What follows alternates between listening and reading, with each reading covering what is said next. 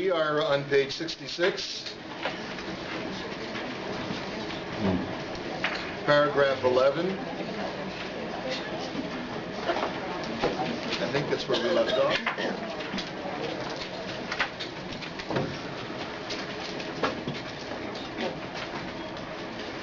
And what we're up to is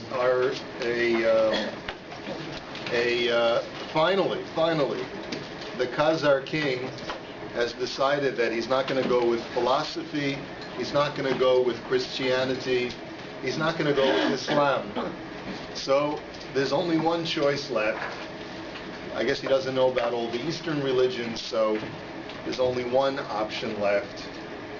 Reluctantly and begrudgingly, he consults a Jew about his faith. And so that's where we're up to. Let's see if we can get a reader to say the words of the rabbi. He's known as in Arabic as the Habr or the Chaver in Hebrew. Chaver is a term that's used by the Talmud to describe a person who's part of the initiated clan of the rabbinic community. So we just translate it simply as the rabbi. So let's see. Can we get a volunteer to read? Yeah. You want to come closer to the camera? Read loud? Okay. Okay, great. Thanks. Because the camera has to pick you up. That's all. The rabbi said to him, "We believe in the God of Avraham, Yitzchak, and Yaakov, who took the Jews out of Egypt with great wonders and miracles. He sustained them in the desert, and he gave them the land of Canaan as their inheritance after he split both the Red Sea and the Jordan River with great miracles. This God sent Moshe to give his Torah, and later he sent thousands of prophets throughout history who exhorted the populace to follow the Torah, and he taught about the great reward for those who observe it and the heavy punishment for those who violate it. We believe in everything written in the Torah, which contains a massive amount of information." Okay, now let's think to ourselves before we go any further, see if we can anticipate the response of the Khazar king. Let me ask you a thought experiment. Let's say someone came up to you off the street and didn't know anything about Judaism, and they were to ask you the question, what do Jews believe? What do Jews believe? So think about that for a second. How would you respond? How would you formulate a response in your mind? And this could happen, may have happened to you at one point in your life already. What do we Jews believe? All right, so what would you say? Yes. We believe in one God. And we believe in the Torah. So he says, what is the Torah? It's the laws that were given to us at Sinai by Moses. He came down from the mountain. Moses came down from Mount Sinai, because I don't speak Hebrew, because I just want to know about Judaism. Moses, you had a prophet named Moses. He believed in God. He came down from Mount Sinai and gave the Jews the commandments that are written in the Torah. And how do you know that Moses' version of the Torah was accurate?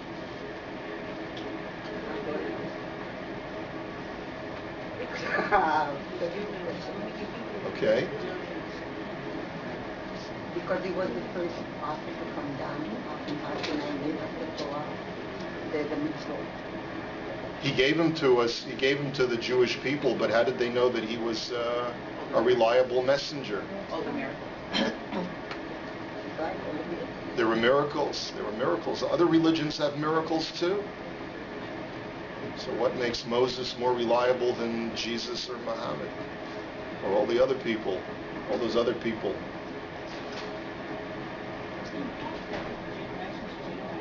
Passed down from generation to generation. That. But maybe the first people who passed it down were mistaken. Maybe they were fooled because they were dealing with an ancient civilization who don't know science and could easily be fooled. Yes? To go back to what he's saying, that it was miraculous that the Jews were able to leave Egypt as slaves, but they became free people. They were sustained in the desert. It was miraculous. They witnessed the miracles at times and heard the voice of God. There were millions of witnesses to that voice. Millions of witnesses. Okay, yes, that's we're gonna get to that. Yeah, good. So something unique about Judaism that there were millions of witnesses to it. That's going to be a very important principle. Yes. Yes, go ahead. So I remember I'm an uninitiated. I never knew about Judaism before. But I try to think in English. We believe in one God who created the universe, the whole universe, and created the universe, and in the universe he created the first man. He called it Adam, and then from him it came Eve. We really created, and from through the generation came one man who saw that the creation was by God. After he left his wife and created family in. Okay, so you're going through the book of Genesis. So you believe in God created the whole universe, right? And He created this first man, and created the first woman, right? And from them the entire human population came into existence. Right. And then at some point, after a certain number of generations passed, there was one individual who came to the realization that there's a God, and he taught this message to his descendants, and they eventually went down to Egypt, and they became okay. And all of that is missing over here. Until you know, you're right. It's an excellent proposal. That's what you believe in as a Jew. Now, that's probably what I would say too. I agree with you. If someone came to me and said that I believe in God, what do you believe in? I say, I believe in a God who created the entire universe. And this God is responsible for all that exists. He's responsible for you and me and the birds in the sky and the fish in the sea.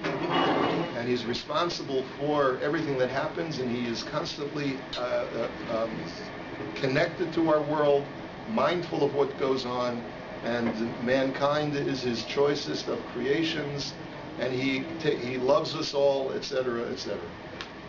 That's what I would say. He doesn't say that. The rabbi only says a subset of that information, where he picks up basically on, we believe in the God of Abraham, Isaac, and Jacob, who took the Jews out of Egypt with great wonders and miracles. We don't talk anything about God of creation. There is not one mention of God as the creator of the universe. And that's an important point, and that's a deliberate omission, which is something that the Khazar king himself is going to be very disturbed by. If you wanted to impress me about the God that you believe in, why start the story about experiences that are unique to one set of humanity? So you are limiting, in a sense, your God. You're confining your God to a God who just cares about you and is not really the God of all of creation. It's almost pagan in its narrative of a God who's focused exclusively on the Jewish people and is not necessarily the God of creation. And yet you Jews profess to be monotheistic, so your God would presumably be the only God as well, and yet that's not what you really talk about. So you talk about the miracles He did, you talk about the fact that He gave us a Torah and tells us we have to do things, and if we don't do things, if we do them we get rewarded, and if we don't do them we get punished.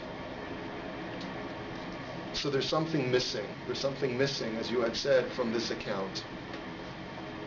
And this is very disturbing to the Khazar king. So go ahead. Let's continue with paragraph 12. Said the KUZARI, I was correct in my original resolve not to query a Jew, because I knew that Jews have lost their connection to their past and have no depth of wisdom. This is no doubt a result of their history of destitution and misery, which has left them without any positive characteristic. Oh boy, this is lovely. This is a lovely depiction of the Jewish people. The Jews have lost their connection to their past and have no depth of wisdom. Did we talk about this before? Did we remember? Does this sound familiar to you? Has the KUZARI king been had anything derogatory to say about the Jews in the past? Let's see if you can find it. Where did he say something derogatory about Jews in the past? Yes? He didn't want to even include the Jews because everybody hated them and didn't think that it was worthwhile even considering. Good, excellent. Page 58 at the bottom. Take a look at page 58. The KUZARI said to himself, let me ask Edom, which are the Christians, and Yishmael, the Muslims. Surely one of them must have desirable actions. There is no point, however, in seeking out Judaism. The fact that the Jews are so small in number and universally despised proves that they must be wrong. Because, of course, and this is a very important point that Rabbi Yehuda Levi keeps signaling to us, the mistake that other religions make is to profess in a universal aspect to their religion. Judaism is not a universal faith. It was never meant for the entire world. And that in itself is a novelty when we talk about religion.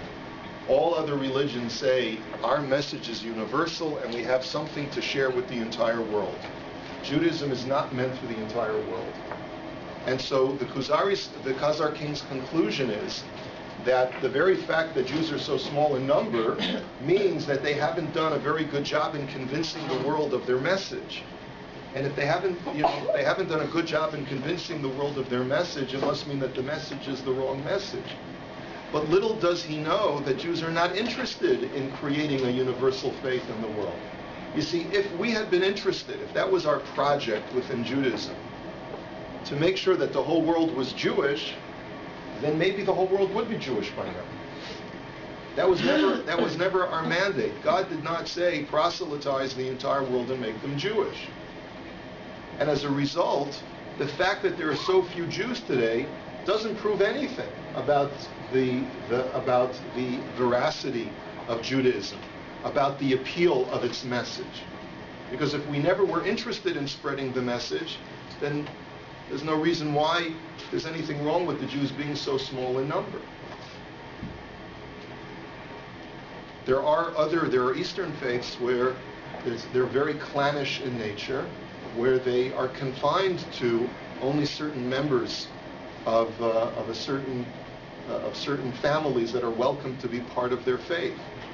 Those faiths eventually, over the course of history, have vanished from existence.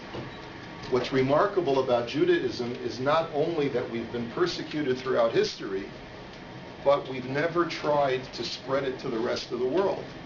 And yet it's still endured. In other words, it's like a double miracle. Not only in every generation they have stripped us of some of the finest Jews of every generation who have been persecuted and murdered because of anti-Semitic pogroms. But not only that, but we've never tried to spread Judaism. We don't seek out converts. And yet we've still managed to have lasting power, and we're the oldest religion.